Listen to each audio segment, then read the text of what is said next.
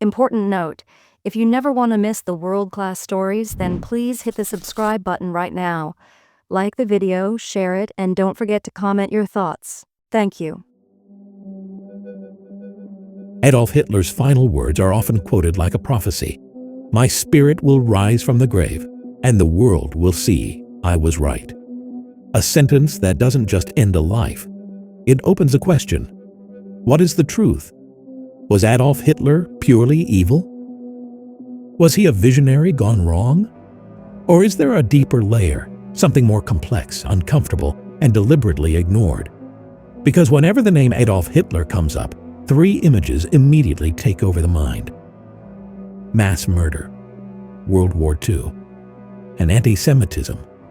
Anti-Semitism, the systematic hatred of Jews, not just as individuals but as a people, a culture, an identity, a hatred that didn't stay in words. It turned into one of the darkest events in human history, the Holocaust, where around 6 million Jews were murdered. But here's where the narrative becomes more complicated. Can one man alone cause the death of millions? Can one individual ignite a global war? Can one voice shape an entire nation's mindset so deeply that it leads to destruction on this scale? Or was he part of something bigger? Companies like BMW, IBM, Porsche, and Volkswagen all have documented historical intersections with that era. Because power is never isolated. It's connected. So the story you're about to hear is not a biography. It's not about where Hitler was born or what his childhood looked like. This is about the machinery behind the man, the forces that shaped him, the systems that enabled him, and the truths that remain uncomfortable even today. Because maybe the real question isn't, was Hitler right or wrong? The real question is, how did the world allow something like Hitler to happen? Chapter 1. The Rise of a Monster. July 28, 1914. The day the world split into two sides and stepped into fire. On one side, the Allies. On the other, the Central Powers. For 4 relentless years, the war didn't slow down. It consumed nations, destroyed economies, and erased over 20 million lives by the time it ended in 1918. Among the Central Powers stood Germany, and hidden inside this massive war machine was a young soldier, Adolf Hitler. Not a general, not a commander, just a courier. His job was simple: carry messages between the front lines and headquarters. But even in this small role, something stood out. People noticed him, the way he spoke, the way he delivered messages. There was intensity and control. But then came the moment that changed everything. 1918, the final phase of World War I. Hitler is stationed in a small French village. An attack hits, violent, sudden. Gas fills the air. Explosions tear through the ground. Hitler is badly injured. His vision fades, one eye almost blind. Disoriented, he runs in the wrong direction, straight into the path of a British soldier. That soldier was Henry Tandy, a trained fighter, experienced, deadly. He raises his weapon, sees a wounded, unarmed man, and lowers it. In that 1 second, a decision is made. He lets Hitler live. A moment of mercy that history would never forget.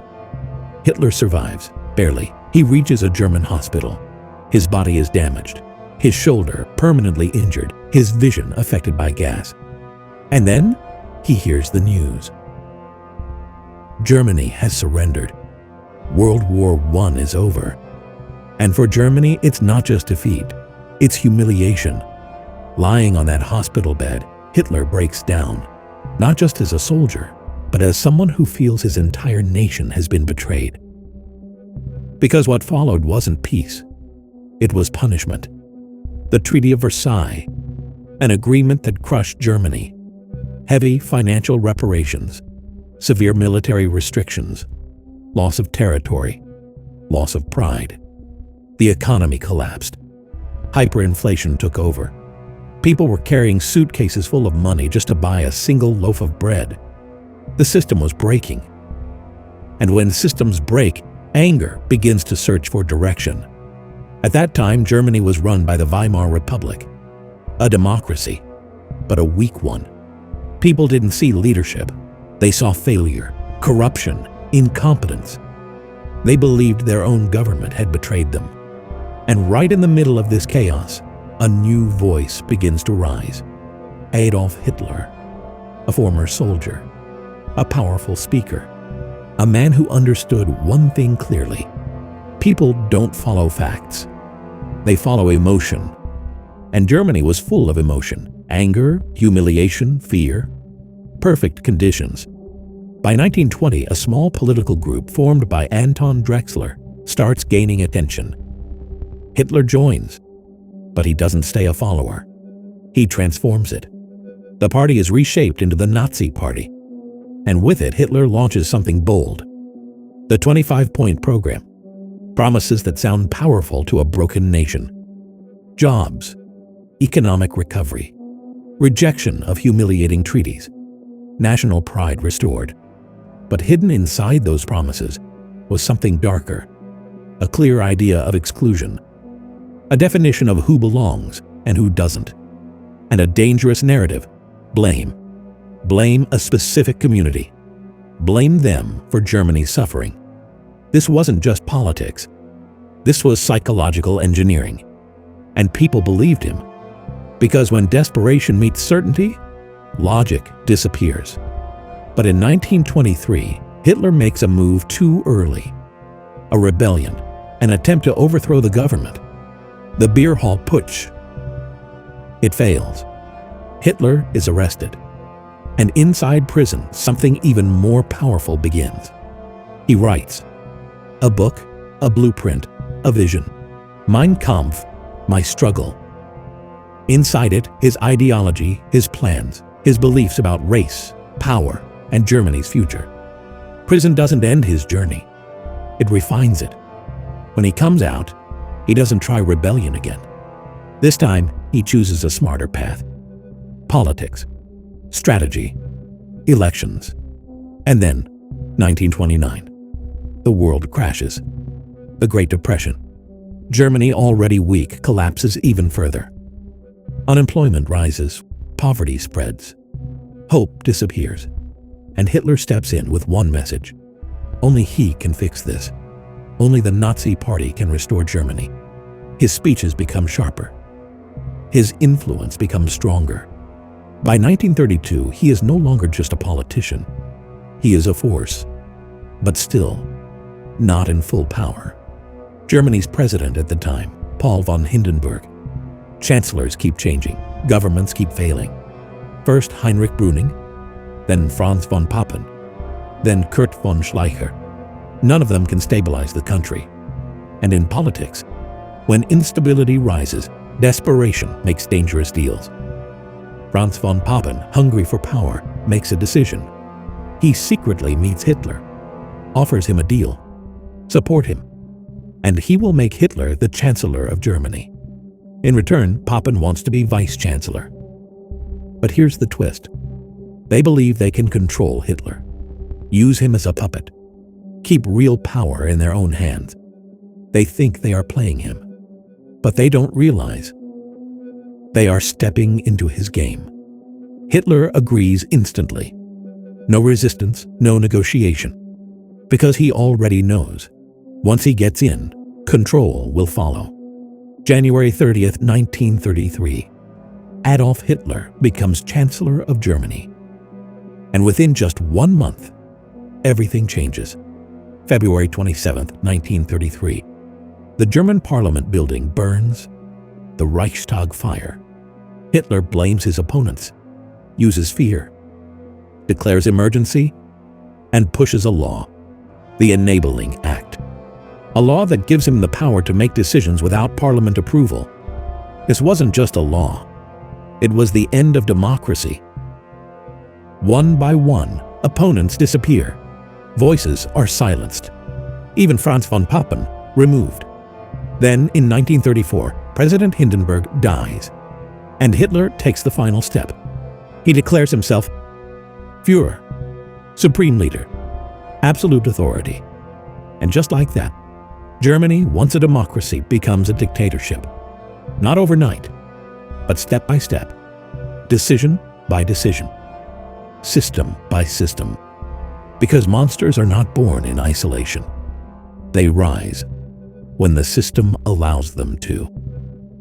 Chapter 2. The Manufactured Monster? At the beginning of this documentary, 3 ideas were placed on the table: mass killings, World War II, and anti-Semitism. These 3 points have shaped the image of Adolf Hitler in global memory. But now the lens changes, not to justify, not to defend, but to investigate. So the question begins: was Hitler purely evil? Or was he also turned into a symbol, a central villain in a much larger global narrative? To understand this, the story expands beyond Germany. It moves across nations, across leaders, across systems. First, Mao Zedong, a leader who launched a massive transformation plan called the Great Leap Forward.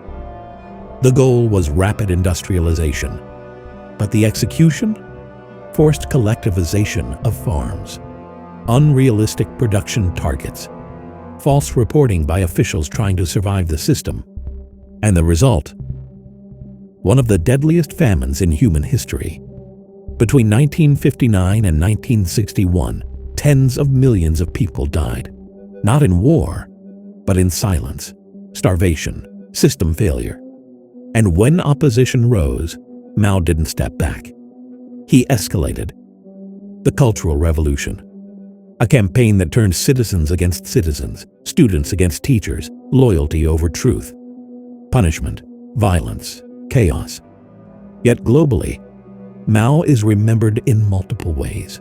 Revolutionary leader, architect of modern China.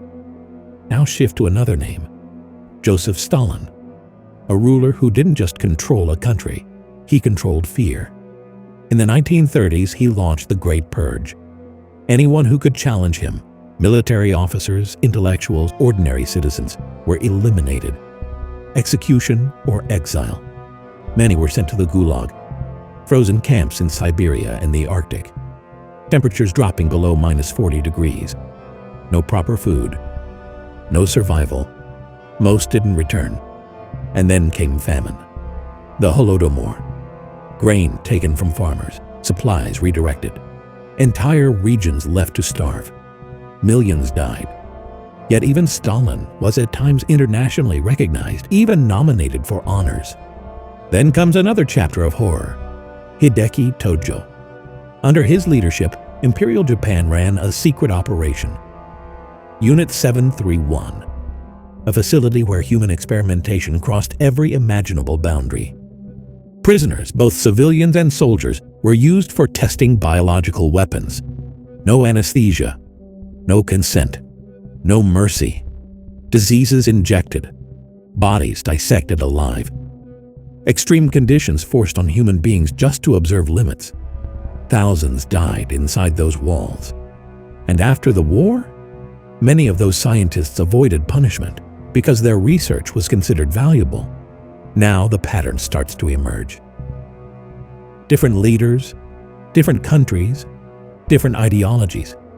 But one common factor: mass death, systematic control, and human suffering on a massive scale. And yet, the global memory treats them differently. Some are remembered as reformers, some as controversial leaders, some as nation builders.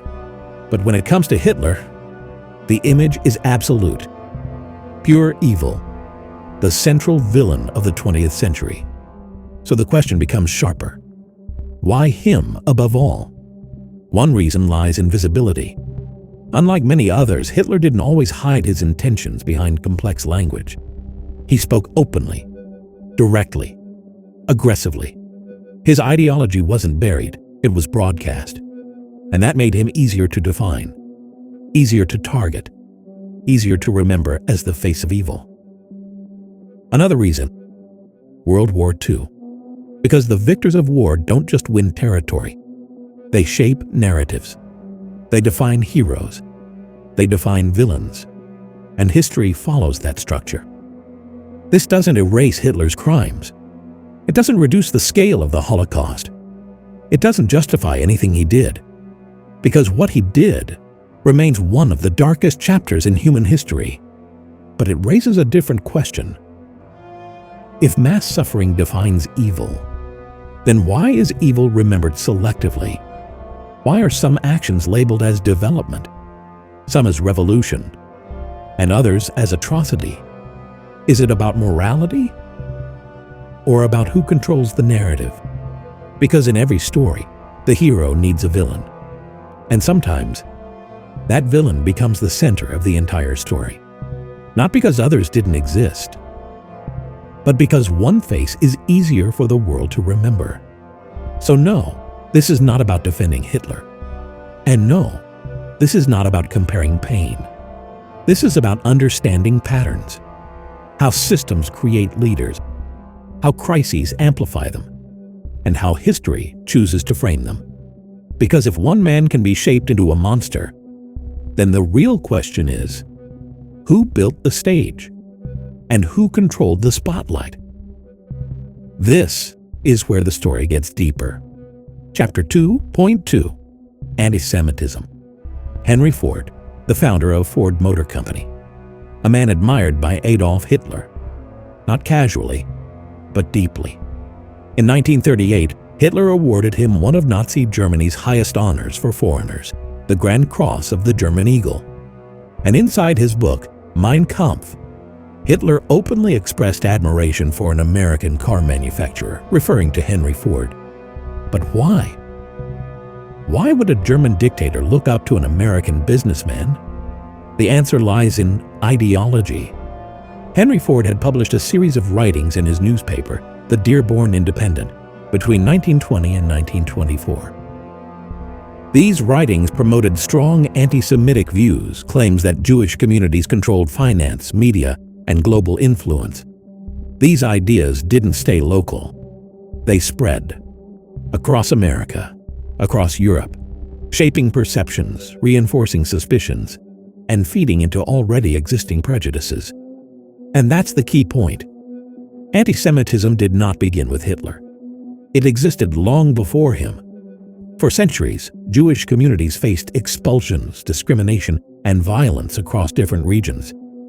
From parts of Europe to the Middle East, empires like the Roman Empire, countries like England, France, Spain, Portugal, Austria. At different points in history, Jewish populations were expelled or marginalized. But why? The reasons were layered. Religion was one. Judaism, Christianity, and Islam, three major Abrahamic religions, shared roots but also had deep theological differences.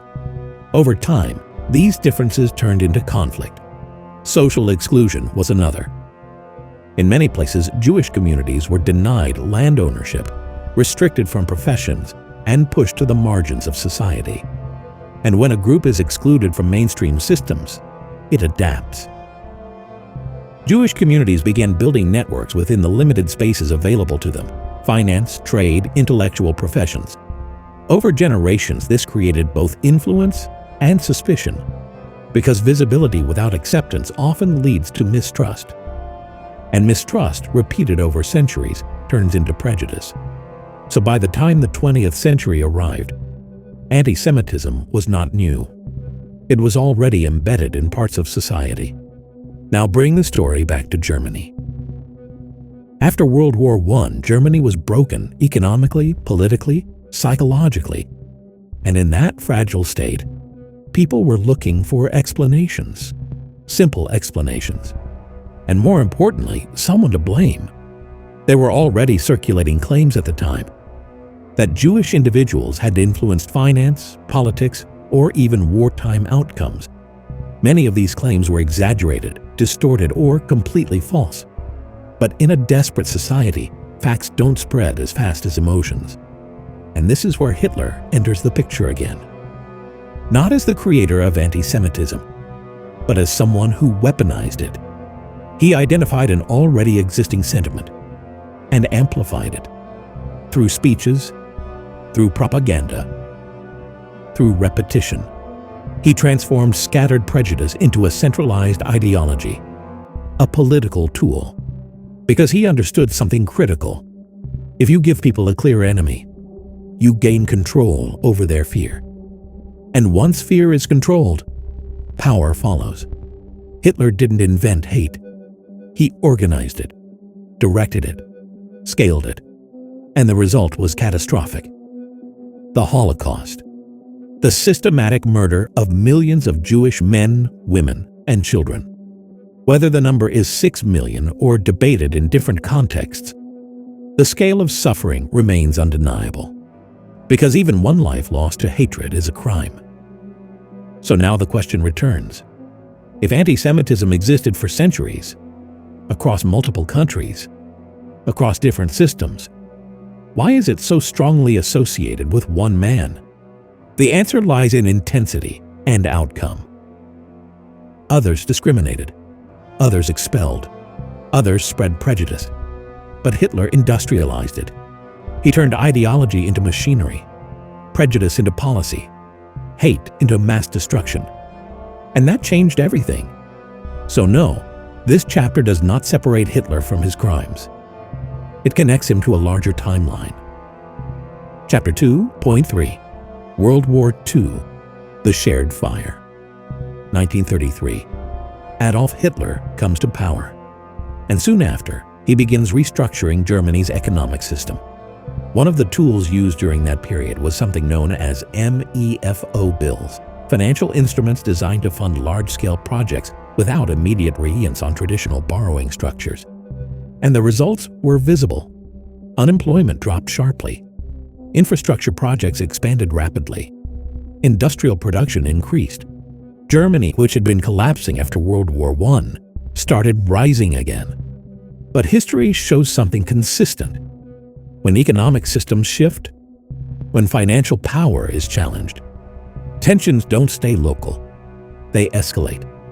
And some historians argued that these economic tensions were one of many factors that contributed to the larger conflict that followed. Because now comes the question most people answer instantly. Who caused World War II? For most, the answer is immediate. Hitler. Because that is the dominant narrative taught, repeated, reinforced. But the deeper question is, can a single individual truly cause a world war? Or does a world war require a world already on edge?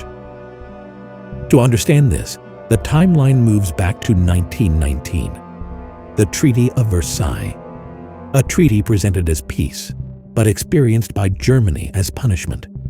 Massive reparations, military restrictions, territorial losses, national humiliation.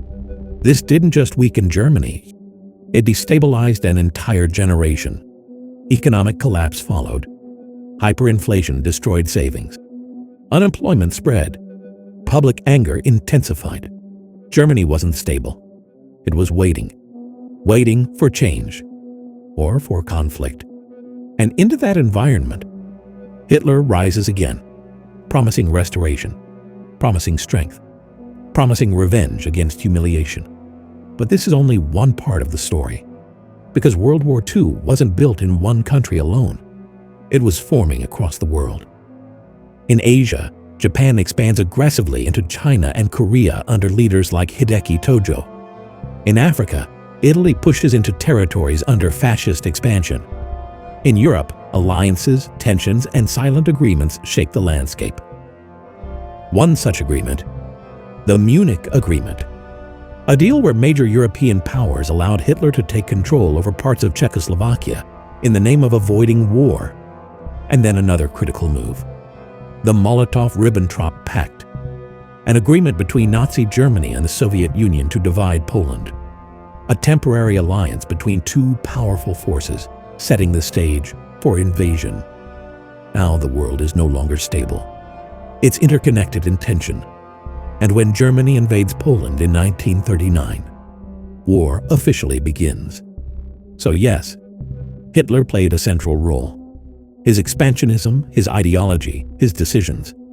They directly triggered key events. But was he the only factor? No, because wars of this scale are never created by one man alone. They are the result of systems aligning, political failures, economic pressure, strategic mistakes, global ambition, and even corporate systems played roles during that era. Companies like BMW, Porsche, Volkswagen, and IBM were connected to wartime production, logistics, or technological support in different ways. Industry, politics, war, all interconnected.